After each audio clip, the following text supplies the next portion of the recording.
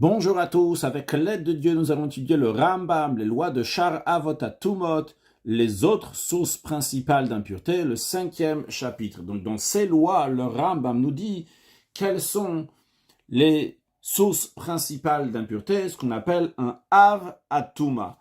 Donc on en a déjà vu plusieurs, c'est-à-dire aussi bien dans le passé, c'est-à-dire dans le livre de Tara, comme on l'a rappelé à chaque fois au début des chapitres, on a vu Tumatmet, l'impureté donc qui se transmet par le mort, la Tumatsarat, l'impureté du lépreux, donc c'est des Avatuma, des sources principales d'impureté. On a vu aussi dans les Shar Avotatuma, dans les 4 chapitres précédents que nous avons appris, on a appris aussi bien la Neveila, donc le cadavre d'un animal qui est mort sans qu'on ait fait la Shrita, aussi bien donc la Neveila d'un oiseau, aussi bien l'impureté d'un cher, ou de manière plus précise, les 8 shiratim, tout ça, donc c'est des avotatuma, des sources principales d'impureté. Dans ce chapitre, le 5e chapitre, le Ram va nous parler d'une autre source d'impureté qui est halacha aleph, shirvat zera, la matière séminale.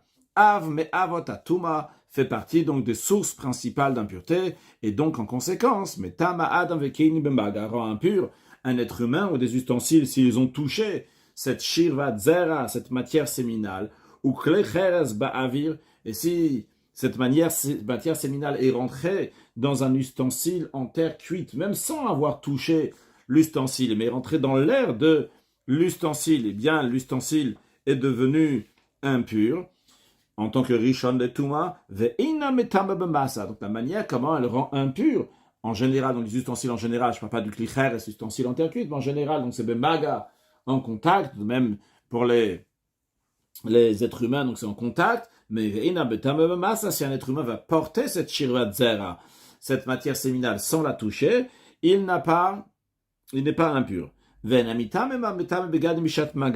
Contrairement à d'autres paires d'impuretés, d'autres sources principales d'impureté que nous avons appris dans les chapitres précédents et dans des halachot précédents, que lorsque quelqu'un y touche ce have, cette source principale d'impureté, et au même moment, il touche un ustensile, ou bien il a des vêtements, à ce moment-là, ces vêtements, ces ustensiles deviennent impurs, eh bien, ce n'est pas le cas pour la matière séminale.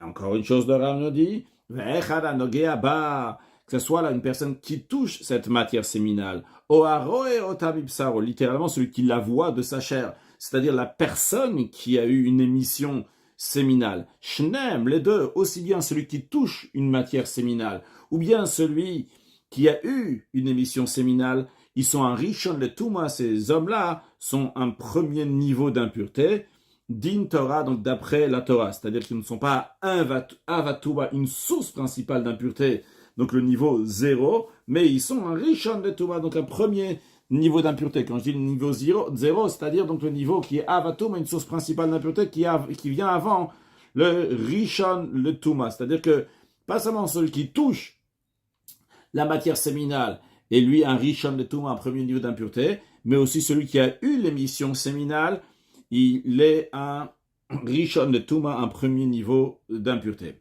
Maintenant, quelle est la quantité qu'il faut avoir, combien de matière séminale pour que ça va rendre impur, donc il va devenir un rishon le Touma, qui va être impur. Le kama shiura, quelle est la quantité de ces shirat zera, ces matières séminales qui rend impur? La nogea, celui qui la touche, becha adasha. C'est s'il y a une matière séminale d'un volume, d'une adasha, donc d'une lentille, qui est 6 mm sur 6 mm. Velaro, environ 6 mm. Velaroe, et celui qui a eu l'émission séminale, c'est Bechol Sheo, c'est même une quantité minime. Mais il y a quand même une petite condition à ça pour celui qui a eu l'émission séminale. Comment ça doit se passer pour qu'il va devenir impur? Il faut uniquement, il devient impur uniquement une fois que cette matière séminale va sortir de la personne elle-même. On va donner un peu plus d'explications dans un instant. Et que cette matière séminale, donc elle va boucher la sortie, l'ouverture de l'urètre. Car il est dit, la Torah elle dit, là-bas ça parle à propos du zav, mais c'est dans le même contexte ici. Non, ça parle en effet donc à propos donc ici de shirvat zara, celui qui va avoir donc une sortie de matière séminale. Donc on voit ici donc que ça va sortir. Mais Venamar, il est dit, donc c'est ce deuxième verset-là, donc il est dit, qui n'est pas dans toutes les versions d'ailleurs, qui dit au Ertim Bessaro, celui-là, donc il parle du Zav, mais on en apprend aussi donc pour celui qui a une Shirvat Zera. Et Ertim Bessaro veut dire où sa chair soit bouchée, donc que c'est ce qui est sorti de lui, donc a bouché sa chair. De là, on apprend que quand est-ce qu'il est impur uniquement sur cette Shirvat Zera, cette matière séminale, donc a bouché, elle est arrivée jusqu'à Piyahama. J'ai dit l'urètre de manière plus précise, donc c'est le Mea de l'urètre, donc le bout de l'urètre, les Fichar. C'est la raison pour laquelle, vu qu'on est en train de dire ici que ça doit arriver donc à Piyahama, ça doit arriver donc au Mea de l'urètre, à Filura, Bekesa, même si la manière qu'il a vue, c'est-à-dire la manière qu'il a eu cette émission séminale qui est sortie, c'est parce qu'il a mis un petit morceau de bois dans l'urètre et parce qu'il a fait sortir de la matière séminale. Et c'est de manière, donc la matière séminale n'a pas touché le Mea de l'urètre, mais il veigia les fiyama. Mais du moment donc que cette Shirvat Zera elle est arrivée au Mea de l'urètre, même qui n'a pas touché, Nitma, il est devenu impur. Que ce soit celui qui voit, littéralement Mechamad Besaro, ça veut dire à cause de sa chair. C'est-à-dire que donc lui-même, il a eu donc une érection de manière naturelle.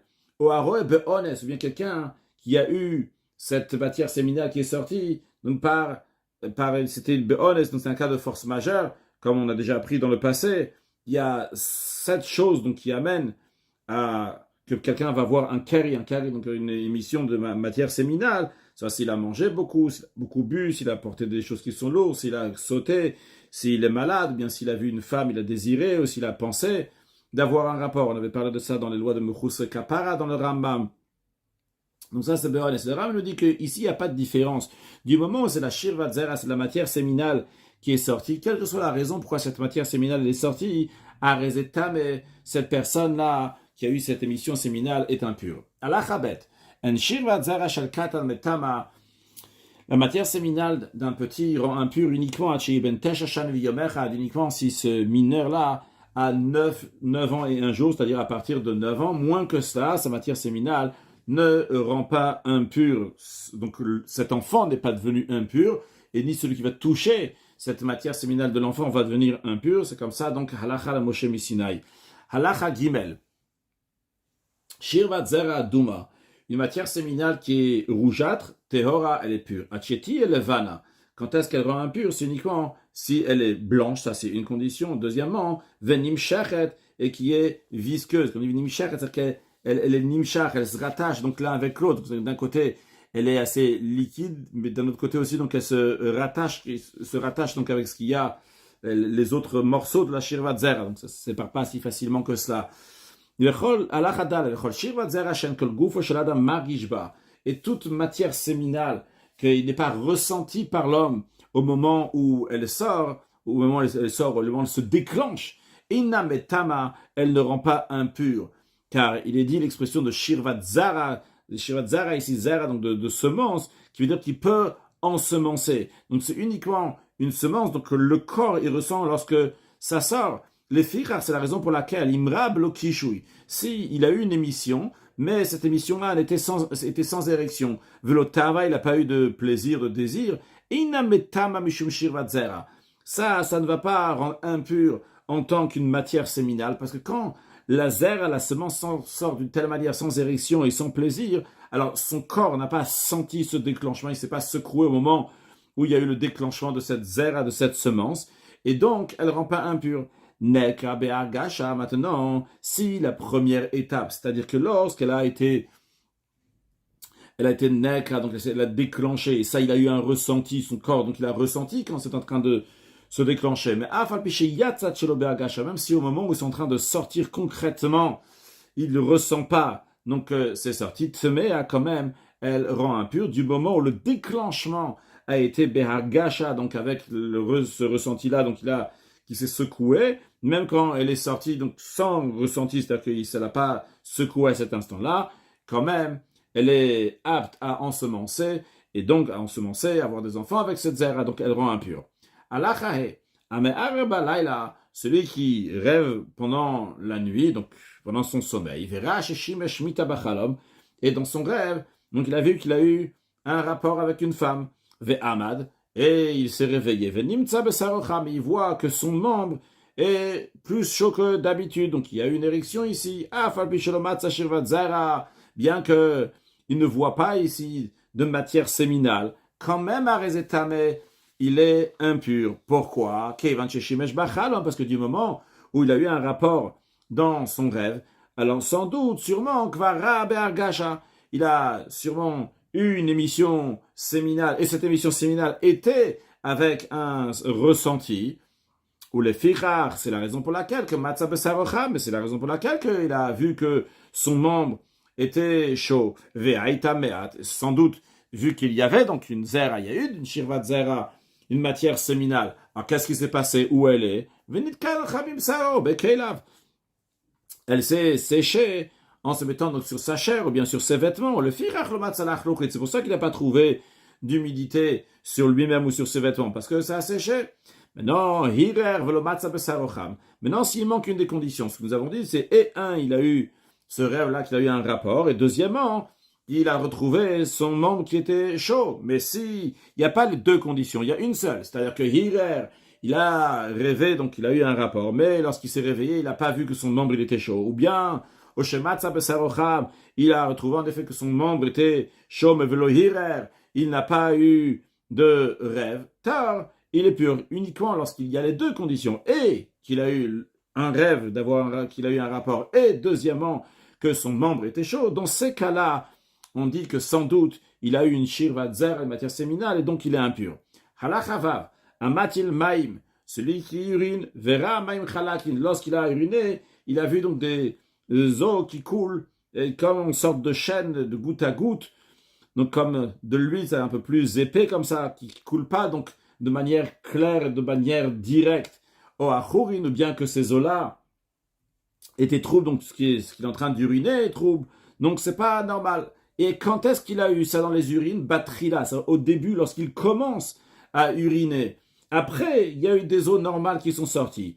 Dans ces cas-là, Taor, il est pur. Parce qu'on dit que la raison pour laquelle que ces urines, donc au début, étaient donc particuliers, ou bien qu'ils étaient chalakin, ou bien ou akurin, qui étaient au début donc de manière particulière, c'est sûrement parce qu'il s'est retenu, et donc ce qui est sorti tout au début était différent des eaux claires des urines normales.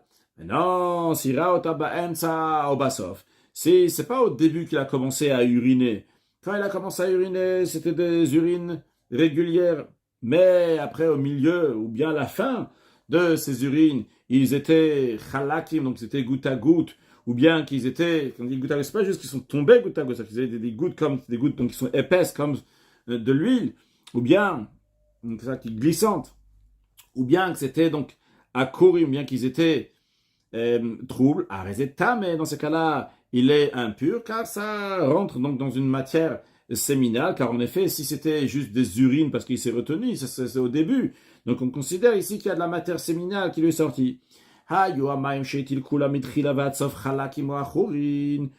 Si donc tous les eaux étaient depuis le début jusqu'à la fin, donc qui sont sortis comme ça, donc goutte à goutte ou bien à courir, bien qu'ils étaient troubles.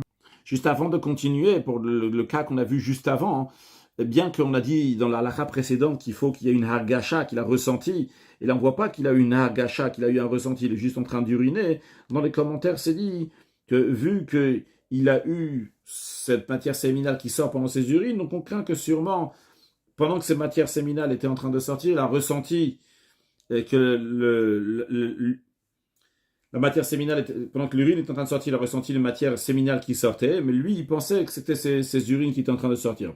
Maintenant, revenons à ce qu'on était en train de dire. Si les urines, donc de début jusqu'à la fin, donc ils n'étaient pas normales comme des urines, à résultat, il est pur, on considère que c'est parce qu'il s'est retenu, donc il y avait une couleur comme ça particulière, une situation particulière. Levanim, donc s'ils étaient blancs, c'est-à-dire que ces urines-là, ils étaient donc comme une couleur d'œuf blanc, venim shachin, et visqueuse. Tamé, c'est impur, même qu'ils sont sortis comme ça du début ou du début jusqu'à la fin. vu que l'aspect que ces urines ils ont, c'est l'aspect justement de la matière séminale, donc c'est sûr que c'est la matière séminale et pas des urines. Ve'ameitil tipin avot mitoch ha'ama, celui qui fait couler des grosses gouttes, non pas comme des urines habituelles, donc qui sort comme un jet et en continu, tard, il est pur, même s'il les a vus, même si c'était au milieu ou à la fin, car des grosses gouttes, donc ça c'est pas une sorte de matière séminale, contrairement aux maïm chalak que nous avons au début, donc ça qui sont comme chalak lakot, donc comme de l'huile ou dans des gouttes comme ça, donc ils sont pas habituels. Halacha zain, bal keri shetaval velohetil baim kodem sheidbol. Un homme qui a eu une émission de matière séminale, et après ça, qu'est-ce qu'il faut faire pour se purifier? Il faut se tremper dans un bain rituel, et c'est ce qu'il a fait, il est parti dans le bain rituel. Mais avant d'aller dans le bain rituel, entre l'émission séminale qu'il a eue et le bain rituel, il n'a pas uriné. Alors, chez Yatila Maïm, lorsque après son immersion dans le bain rituel, il va uriner, tamé, il sera impur. Il sera impur, comme on verra dans la suite, c'est d'ordre rabbinique. Parce que les résidus qui restent de cette matière séminale qui est sortie, ils peuvent sortir uniquement s'il va uriner. Mais le Ram nous dit attention, dans quel cas ça s'applique? Quelqu'un qui est malade ou bien quelqu'un qui est âgé, que eux, lorsqu'ils ont une émission de matière séminale, elle ne sort pas totalement du corps. Il reste certains résidus. Aval Yeled Bari, mais un jeune homme qui est en bonne santé, et que lui, il a eu une émission séminale et après, il s'est immergé dans le bain rituel. Taor, il est pur, même après quand il va uriner. Pourquoi? Parce que lui, lorsqu'il fait sortir son émission séminale, ça sort donc fortement comme une flèche, et toute la matière séminale qu'il y a, elle va entièrement partir donc de l'urètre, il ne va plus rien rester là-bas. Maintenant, on a dit à un jeune homme, jusqu'à quel âge, jusqu'à quand? C'est un yaled d'un jeune homme qui est assez fort donc pour ce sujet-là. Eh bien, tant qu'il peut se tenir sur un pied et mettre sa chaussure, ou bien se tenir sur un pied et enlever sa chaussure. S'il ne peut pas faire comme ça, parce qu'il est malade, il est faible, il est considéré malade pour ce sujet-là, et donc s'il a eu une émission séminale et il s'est immergé dans le bain rituel avant d'uriner, il sera encore impur. Et toute femme qui a eu des rapports, et elle est descendue, quand on dit elle est descendue, c'est à l'époque, donc c'était dans des grottes, les migvés, donc elle descend dans le migvé, dans le bain rituel, et s'est trempée dans le bain rituel, s'est immergée, avant qu'elle va se nettoyer, qu'elle va nettoyer donc l'endroit où elle a eu le zera, la semence de l'homme est rentrée, sa matière séminale, elle n'a pas bien nettoyé, yaf et méticuleusement. Eh bien, si elle n'a pas fait ça, Rebetumata, elle est toujours impure, comme si elle ne s'est pas immergée, parce que la shirvat zer, la matière séminale qui reste là-bas, fait écran et rend invalide son immersion. Halachatet, que ce soit un homme, que ce soit une femme, lorsqu'ils ont eu un rapport, l'homme juif avec une femme juive, shneim tmeim, les deux sont impurs à cause de la matière séminale de l'homme. Ou shneim, et les deux, l'homme et la femme, sont un rishon le tumas, un premier niveau d'impureté, din Torah, d'ordre biblique. Maintenant, quelle est la raison qu'ils sont impurs? Alors, l'homme, c'est parce qu'il a eu une émission de matière séminale. La femme, pourquoi elle est impure? Alors, on aurait pensé, sûrement, la femme elle est impure, pourquoi? Parce qu'elle a touché cette matière séminale. En effet, la matière séminale de l'homme se retrouve sur la femme. Donc, c'est la femme qui a touché cette matière séminale. Non, le Ram nous dit, c'est pas ça. La femme n'est pas impure parce qu'elle a touché la matière séminale qui est rentrée dans son corps. Pourquoi c'est pas ça qui le rend impur? Parce que touché par des parties cachées du corps, c'est pas considéré touché. On a déjà appris plusieurs fois ce principe-là. Alors pourquoi elle est impure? Alors, le Rambam dit, la raison elle est, parce que cette femme qui a un rapport, c'est comme si que elle-même, elle a eu une émission de matière séminale. Comme ça, la Torah l'a décrété. La Torah dit, un homme qui va avoir un rapport avec une femme, donc Shirvat Zara, Verachatsu Bamaim, Vetamwadar, les deux, Verachatsu Bamaim, ils vont se laver à l'eau, c'est-à-dire qu'ils vont s'immerger dans un bain rituel, et après ça, ils sont impurs jusqu'au soir, après s'être trempés dans le bain rituel. Verrou, mais ceci est à condition, que cette femme va avoir 3 ans et 1 jour, parce que la Torah dit, Ishkav Ish et Isha, qu'un homme va avoir un rapport donc avec une femme, l'expression donc Yishkav, on apprend que c'est Yishkav, c'est pouvoir et faire une shriva, donc coucher avec elle. Donc ça, c'est à partir de l'âge de 3 ans. Si un homme il a un rapport avec cette femme-là, mais cette femme-là, cette fille, et qui avait moins de 3 ans, et il n'a bien que la matière séminale qui est sortie, elle ne devient pas impure par cette matière séminale que cet homme lui a mis. Par contre, il y a une autre possibilité qu'elle devient impure, non pas par la matière séminale que l'homme a mis à l'intérieur de cette fille-là, mais s'il va y avoir la shirvat zera, la matière séminale qui va toucher cette fille-là, donc à l'extérieur, à ce moment-là, elle va devenir impure. Les fiqar, c'est la raison pour laquelle, vu qu'on a dit que toute la raison pourquoi cette femme-là qui a eu un rapport, elle est impure, parce que c'est un décret, Xeirataka, tout ce que la Torah elle a dit, non pas parce qu'elle touche. Donc d'après cela, Bo el Gdola Shelokedaka, celui qui a eu un rapport avec une femme adulte, mais pas de manière naturelle, de manière non naturelle, Tehora, la femme elle est pure. Pourquoi? Shelotim et Akatuv Ota Betumot Betastarim et la Kedaka, parce que quand est-ce que la Torah elle a rendu impure, bien que c'est une Tumat Betastarim, bien que c'est une impureté donc qui est à l'intérieur, qui est cachée dans une partie cachée du corps. Quand est-ce que la Torah a dit que c'est impur? Uniquement s'il a eu un rapport de manière naturelle.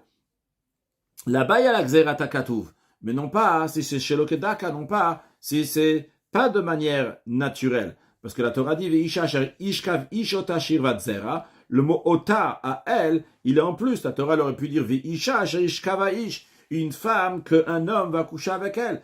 Qu'est-ce que la Torah vient dire ota pour nous dire que ça doit être biyakedaka, une relation, donc un rapport qui a été fait de manière naturelle. Halacha Yud, Aboel et Isha, celui qui a eu un rapport avec la femme, mais il n'a pas fait sortir de matière séminale. Tar, il est pur. Afalpichera, même qu'il a fait rentrer son membre dans la femme, quand même, et c'est bien que c'est considéré comme avoir un rapport. Mais ce que la Torah ici dit qui rend impur, c'est la shirvatzera, c'est la matière séminale. Donc s'il n'a pas fait sortir de matière séminale, bien qu'il a fait une bia, il a un rapport avec la femme, il est pur. De même, la femme, que cet homme-là a eu un rapport avec elle, mais l'homme n'a pas fait sortir, il n'a pas eu d'émission séminale, Théor, elle est pure, jusqu'à que l'homme va faire sortir une matière séminale. La femme qui a rejeté, qui a fait ressortir, donc c'est ressorti de son corps, de la matière séminale. Donc elle a eu un rapport avec un juif, et après ça, donc il y a eu une matière séminale qui est ressortie. Alors, s'il a fait ressortir dans les 3 onotes qui suivent, c'est-à-dire, s'il a eu un rapport ce soir, on compte les 3 onotes qu'il y a après. Une ona, c'est 12 heures, de manière plus précise. Une ona, c'est un jour ou une nuit, comme on va voir dans la suite. Donc, on part du principe que la nuit, elle commence à 6 heures, elle finit à 6 heures, ou de manière plus précise en français, on va dire 18 heures jusqu'à 6 heures. Ça, c'est la nuit, et le jour de 6 heures jusqu'à 18 heures. Donc ça, c'est encore une ona, donc dans les 36 heures qui suivent. Et encore une fois, les 36 heures qui suivent la ona actuelle. Donc on ne compte pas la ona actuelle.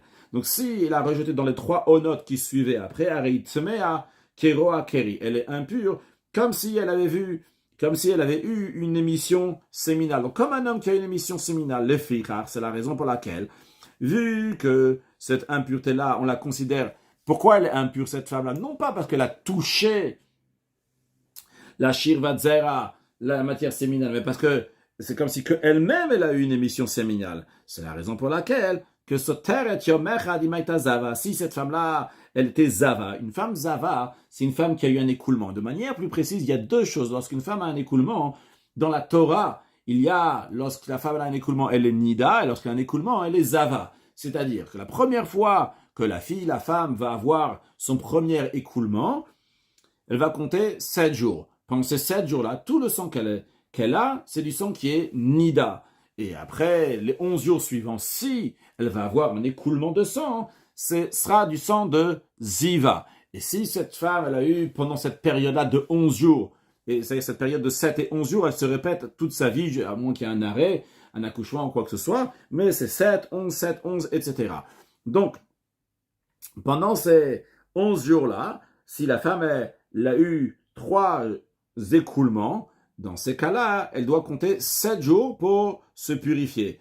Maintenant, si pendant ces 7 jours-là, elle est polette et shirvatzera, elle rejette de la matière séminale, eh bien, ça lui casse, entre guillemets, son jour, c'est-à-dire que ça va lui enlever un jour. Si elle a compté donc déjà tant de jours, eh bien, elle doit compter encore un jour de plus. Keishera keri, qui est d'ailleurs le même principe, comme un homme qui a eu une émission de manière séminale, c'est-à-dire un homme qui est zav, un homme, lorsque lui, il a eu un écoulement, donc un écoulement qui est différent d'une matière séminale, qui a certaines ressemblances avec une matière séminale, qui n'est pas la même qu'une matière séminale, qui s'appelle un zav, lorsqu'il a eu donc 2 écoulements, il doit compter 7 jours de purification, et si un de ces 7 jours-là, il a eu une émission séminale, eh bien, il doit rajouter encore un jour aux 7 jours qu'il est en train de compter.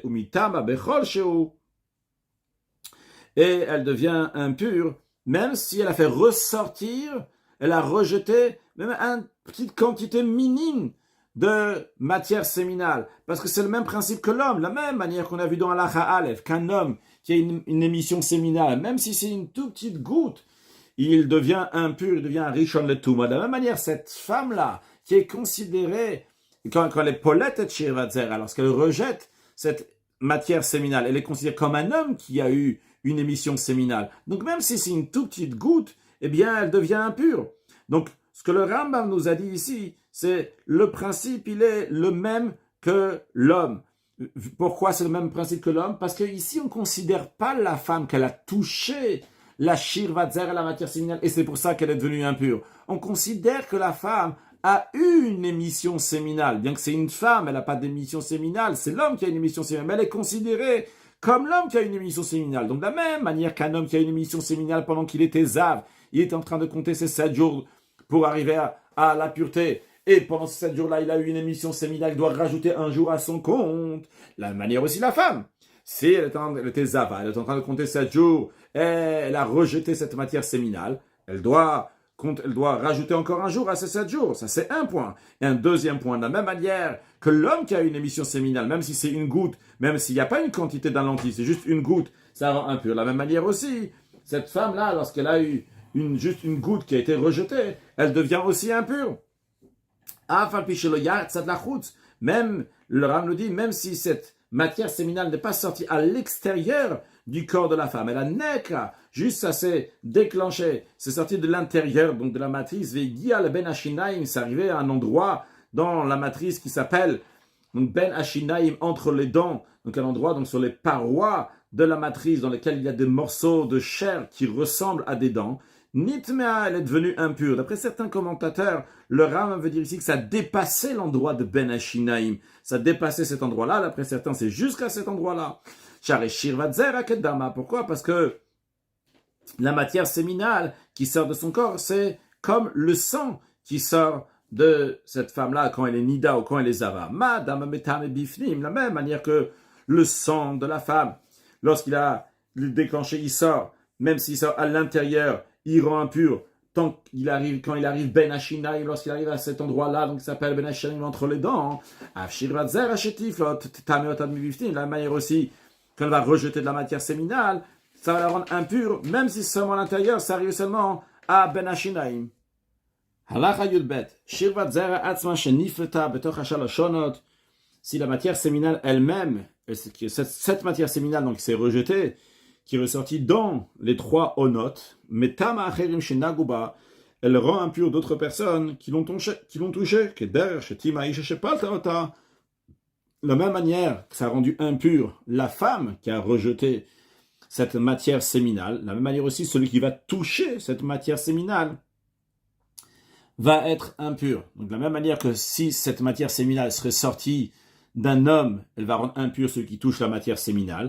De la même manière aussi, quand cette matière séminale ressort et est rejetée de la femme, celui qui va la toucher va être impur. Mais si il les a rejetés après les 3 onotes, donc il y a eu la ona dans laquelle il y a eu le rapport de l'homme et la femme, et après il y a eu 3 onotes, et après cela, elle a rejeté, la femme elle-même, elle est pure. De même, donc cette semence qui est ressortie, qui a été rejetée de la femme après les 3 onotes, Théor, elle est pure. Même si quelqu'un l'a touché, il ne sera pas impur. Pourquoi? Parce que le fait que c'est passé déjà 3 onotes, donc sa substance a déjà été perdue, c'est-à-dire que ça ne peut plus féconder un ovule. Halacha Yud Gimel, Vekamai Ona. On a parlé de onot, c'est le pluriel de ona. Ona au singulier, c'est quoi une ona? Le Rambam nous répond, nous dit Oyom, Olaila, ou un jour ou une nuit, ou bien de 6h du matin jusqu'à 18h un jour, ou bien une nuit de 18h jusqu'à 6h du matin.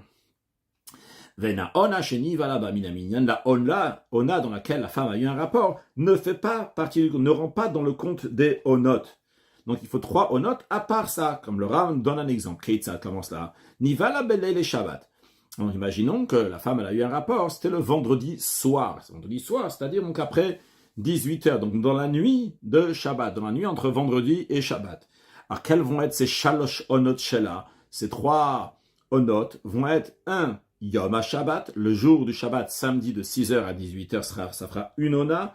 Puis, Veleil Echad Beshabbat, la nuit de samedi soir, de 18h jusqu'à 6h du matin, de dimanche matin, ça va faire encore une ona. Echad Beshabbat, et le dimanche de 6h du matin jusqu'à 18h, ça fera 3 onotes. Donc, Impalta Betorz Banze, si elle a rejeté la matière séminale dans ce laps de temps, dans ces 36 heures, depuis samedi 6h du matin, jusqu'à dimanche 18h, Temea, elle est impure. Palta, mais les Shiniva, c'est à rejeter cette matière séminale après dimanche 18h, à partir donc de la nuit de lundi soir, c'est-à-dire dans la nuit de lundi, c'est-à-dire dans la nuit qui est entre dimanche et lundi, Tehora, elle est pure. En ce qui concerne la matière séminale qui est sortie, qui ressort d'un être humain, d'un homme, c'est-à-dire donc un homme qu'un autre homme a eu un rapport sur lui, et donc un autre homme a laissé de la matière séminale dans cet homme-là, et cette matière séminale est ressortie de l'homme. Même si ça va ressortir après plusieurs onotes, arizotmea, c'est impur. Kolzman, shehi lecha, tant qu'elle est humide, car uniquement lorsque c'est dans la femme, on dit qu'au bout de 3 jours, ça perd sa substance, mais non pas lorsque ça c'est resté chez un homme. Vaporeshet mimenu, et cette shirvat zera elle-même, donc cette matière séminale, tame, elle est impure, parce qu'en effet, cette shirvat zera, donc elle le touche, c'est-à-dire vaporeshet mimenu, la personne de laquelle la shirvat zera est en train de ressortir maintenant, lui aussi il est impur, parce que ça le touche lorsque ça sort de son corps. Donc aussi bien la matière séminale est impure, même après plusieurs onotes, et aussi bien donc la personne de qui cette matière séminale ressort, il est impur. Halacha Yuddalet, Shirvat Zera Eina Metam Alek Sheilacha. La matière séminale ne rend impure uniquement quand elle est encore humide, quand elle est encore liquide. Yav Shakecheres, si elle a séché comme de la terre cuite, Tehora, elle est pure, c'est-à-dire elle ne rend plus impure. En effet, la Torah dit Shirvat Zara, quand on dit Zera ici, donc de la semence, ça veut dire qu'il y a la possibilité d'ensemencer, d'amener un enfant au monde avec. Si on peut la mettre dans l'eau tiède et pendant 24 heures, elle redeviendra comme elle était donc de base, elle va être à nouveau liquide. Mais dans ce cas-là, elle est impure, même si actuellement elle est sec, on la considère comme si qu'elle était déjà liquide. On a déjà expliqué dans ce chapitre-là, que celui qui a une émission séminale, et la femme qui a eu un rapport avec un homme, et quand il y a eu un rapport, il a il a une émission séminale, Ve'anogea, Beshirvat Zera, et celui qui touche la matière séminale, Tmeim Minatora, sont impurs d'ordre biblique. De même, la femme qui a rejeté la matière séminale dans les 3 onotes, suite, dans les 36 heures, on va dire, c'est pas précis, 36 heures, c'est 36 heures après donc la ona dans laquelle il y a eu le rapport, rythmé à Minatora, cette femme-là est impure d'ordre biblique, comme un homme qui a eu une émission séminale. Donc le Ram veut nous souligner ici la différence entre ceux qui sont impurs d'ordre biblique et d'ordre rabbinique. Tout ce que le Ram nous a dit ici depuis le début, la Halachat Elvav, c'est ceux qui sont impurs d'ordre biblique. Les autres qui sont mentionnés dans ce chapitre-là, qui sont impurs, qui donnent Mehaver, comme par exemple celui qui a rêvé et quand il s'est réveillé, donc il a vu que son membre était chaud, donc on a dit qu'il est impur, au méthylmaïm, ou bien celui qui a uriné donc des eaux qui sont différentes de l'habitude, on a dit qu'il est impur, et eux ils sont impurs uniquement d'ordre rabbinique. Et cette impureté-là, elle est uniquement donc pour la terouma, pour que si ces gens-là vont toucher la terouma, la dîme qui est donnée au Kohen, on dit que c'est impur. Les choulin, mais s'ils ont touché donc des choulin, des aliments qui sont profanes, tehorin, ces choulin, ces aliments profanes, restent purs. Halacha tetzain, nochit shepalta shirvat zera shel Israël. Un juif qui a eu, Dieu en préserve, un rapport avec une non-juive, et cette non-juive a rejeté la matière séminale de ce juif-là. Donc c'est ressorti d'elle, cette matière séminale. Si c'est ressorti dans les 3 onotes qui ont suivi, nous allons voir donc que c'est impur. Si un juif, Dieu en préserve, a eu un rapport donc sur un animal, et après cet animal donc, a rejeté sa matière séminale, dans ce laps de temps, donc de 3 onotes dans ces 36 heures, eh bien cette matière séminale qui est rejetée, tmea, elle est impure, donc celui qui va toucher cette matière séminale va être impur. Mais en ce qui concerne la non-juive et l'animal, eux, évidemment, ne sont pas devenus impurs parce qu'il n'y a pas la notion de pureté et d'impureté chez les non-juifs et chez les animaux. Maintenant, si pas tout le acharzman, si cette non-juive, elle a rejeté la shirvat zera, donc après ce laps de temps de 3 onotes, de même si l'animal a fait ressortir rejeter cette matière séminale après le temps de 3 onotes,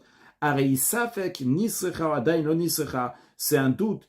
Est-ce que cette matière séminale a perdu sa substance, qu'elle ne peut plus féconder un ovule, ou bien que peut-être elle n'a pas perdu sa substance.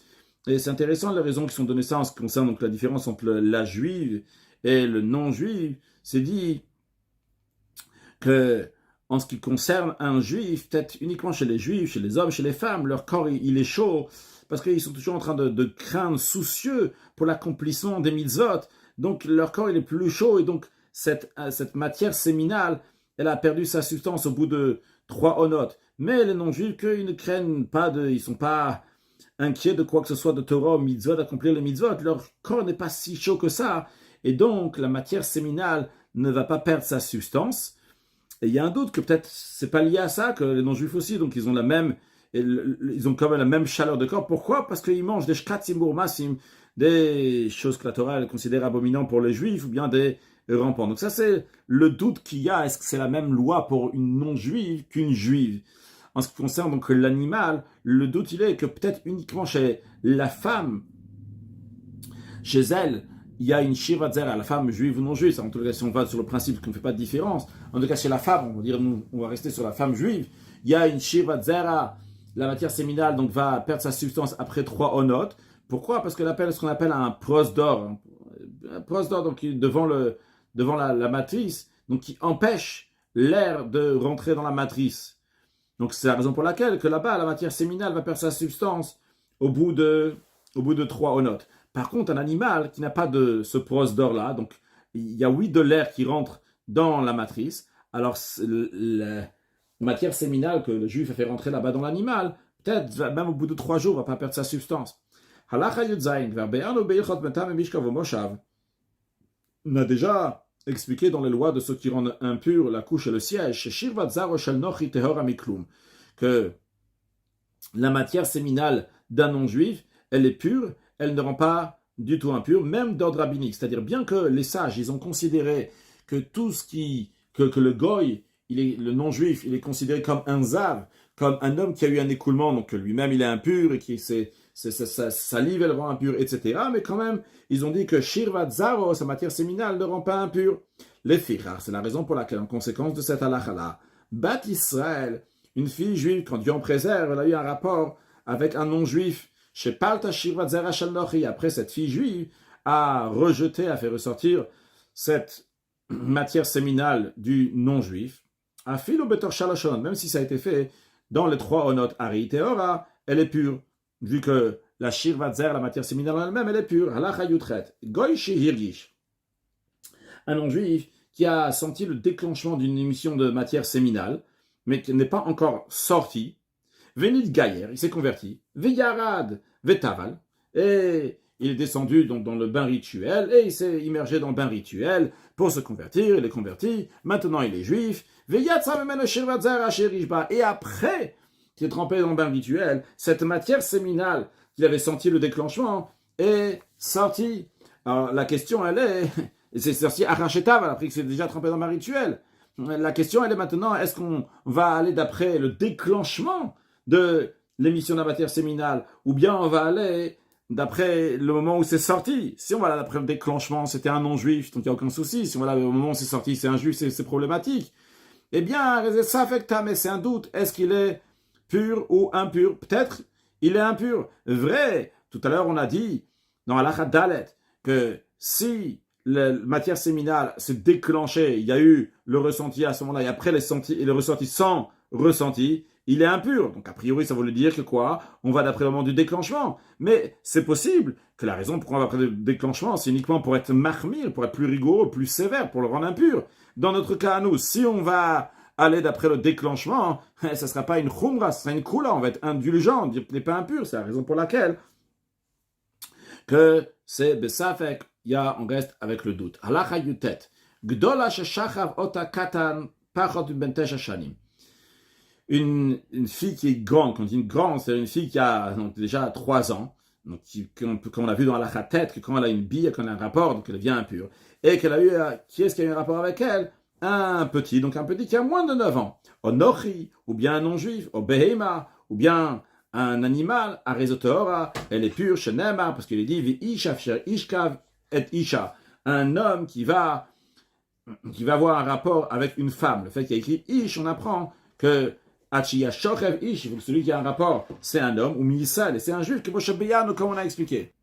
Conclure avec un mot de Chassidut, nos sages disent que Ish ve Isha, lorsqu'un homme et une femme ils sont méritants, bien Shrina Benem, la présence divine est avec eux, car en effet, dans les deux, c'est Esh, Aleph, Shin, et au milieu, donc il y a du Ish, il y a le Yud, et à la fin de Isha, il y a le He, qui fait Yud Ke, donc le nom d'Akadosh Baruch Hu.